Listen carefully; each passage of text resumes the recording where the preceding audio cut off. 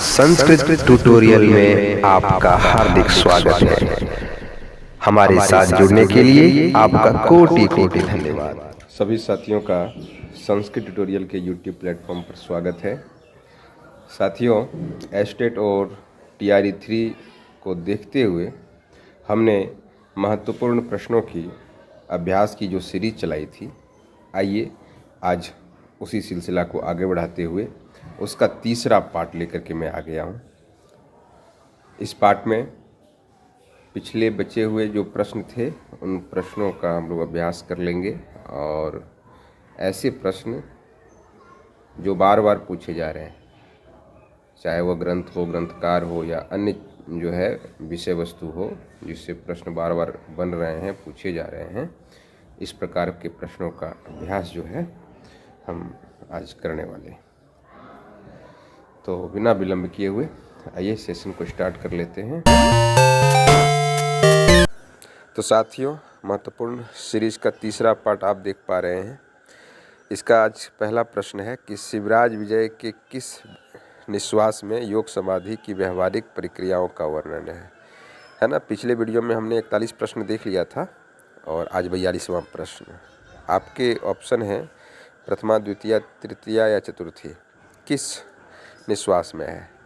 तो ये प्रथम निश्वास में जो है योग समाधि का वर्णन मिलता है, तो यही सही ऑप्शन हो जाएगा इसका।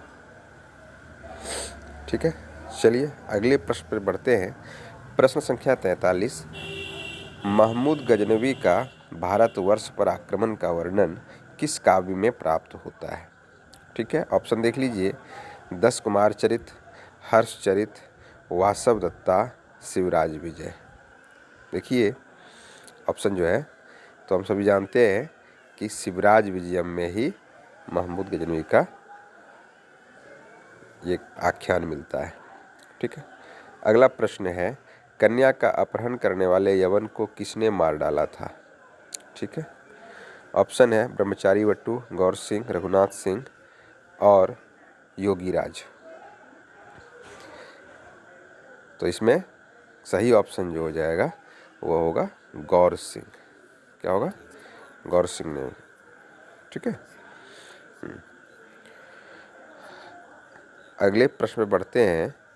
महर्षि कण्व का आश्रम का विस्तार किस नदी के किनारे था।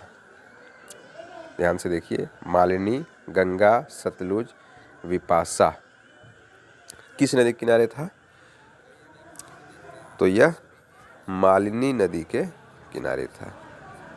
ठीक है, तो पहला ऑप्शन जो है इसका वो सही है।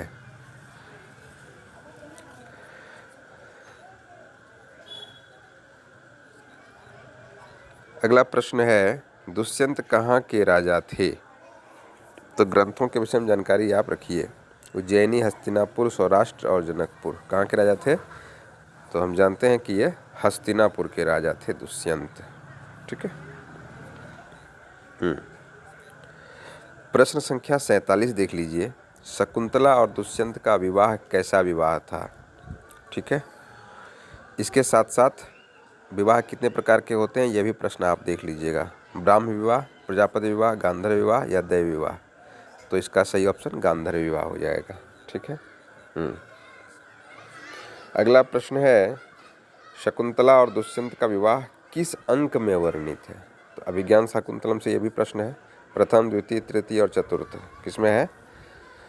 तो यह तृतीय अंक में जो है शकुंतला और दुष्यंत के विवाह का वर्णन हमें प्राप्त होता है।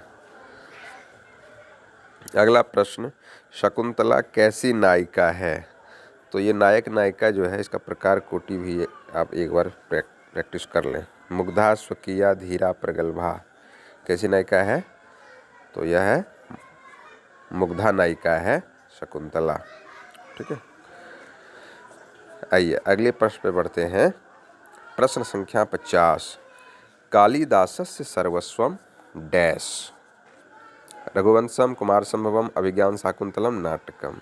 तो सही इसका क्या होगा, कालिदासस्य सर्वस्वम अभिज्ञान शाकुंतलम। ठीक है, तीसरा ऑप्शन इसका सही है। अगले प्रश्न को देखते हैं कि दुष्यंत किस प्रकार के नायक हैं। तो अभी हमने नायिका के विषय में पढ़ा था, अब नायक। धीर, धीरोदात्त, धीर प्रशांत, धीर ललित। तो दुष्यंत हो चाहे उदयन हो, ये सब क्या हैं? धीरोदात्त नायक हैं। ठीक है। अगला प्रश्न है, स्वप्नवासव दत्ता की नायिका कौन थी? ठीक है। तो हम सब देखते हैं कि इस ग्रंथ का नाम ही नायिका के नाम के ऊपर रखा गया है, तो यह वासव दत्ता के नाम पर पड़ा है। तो इसमें पद्मावती, अंगारवती, वासव दत्ता, वसुंधरा में से वासव दत्ता जो है इस ग्रंथ की नायिका है। ठीक है। तो ग्रंथों में नायक नायिका को भी आप देख लीजिएगा। सही ऑप्शन वासव दत्ता। ठीक है। राजा उदयन के विदूषक का क्या नाम है? मालती, मांडव्य, वसंतक, ब्रह्मचारी। तो ये भी सभी का ये विदूषक के बारे में भी आप पढ़ लीजिएगा। तो वसंतक जो है इसके विदूषक का नाम है। ठीक है। आगे प्रश्न देखिए, प्रश्न संख्या 54। महाराज दर्शक किस देश के राजा थे? मिथिला, मगध, उज्जैनी, वत्स। कहाँ के राजा थे? तो ये वत्स देश के राजा दर्शक थे, वत्स देश के राजा थे। ठीक है। तो ग्रंथों में राजा, उनका संबंध किस देश से, राष्ट्र से है, यह भी देख लीजिएगा, किस प्रांत से है, ये भी आप जो है प्रैक्टिस कर लीजिए। प्रद्वेषो बहुमानो वा संकल्पाद उपजायते, यह किसकी उक्ति है? उदयन, दर्शक, योगंधरायन या वासवदत्ता। यह उक्ति किसकी है? तो यह योगंधरायन की उक्ति है। ठीक है। तो महत्वपूर्ण जो कथन है ग्रंथ में, उन कथन को भी आपको अभ्यास करना है।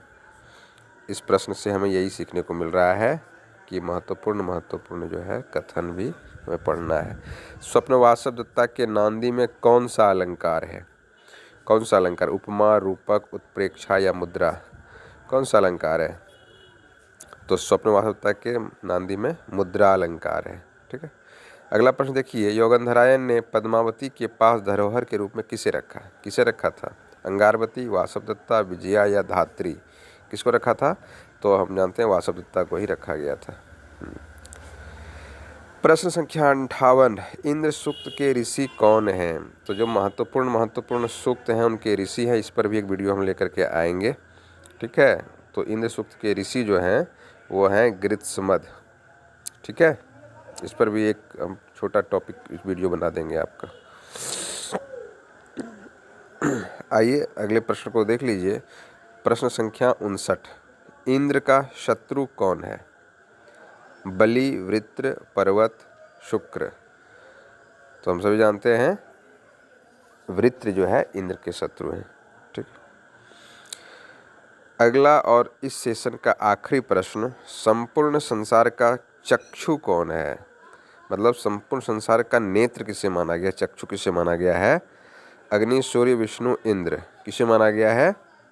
तो हाँ, ऑप्शन है, देख लीजिए। इंद्र को माना गया है। किसे माना गया है? इंद्र को माना गया है।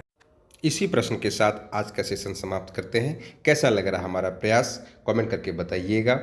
वीडियो को लाइक करिए, शेयर करिए, चैनल को सब्सक्राइब करिए। और भी किसी अन्य टॉपिक पर संस्कृत से संबंधित वीडियो चाहते हैं तो हमें कमेंट करके बताइएगा। हम हर संभव प्रयास करेंगे आपकी पसंद की वीडियो लाने का।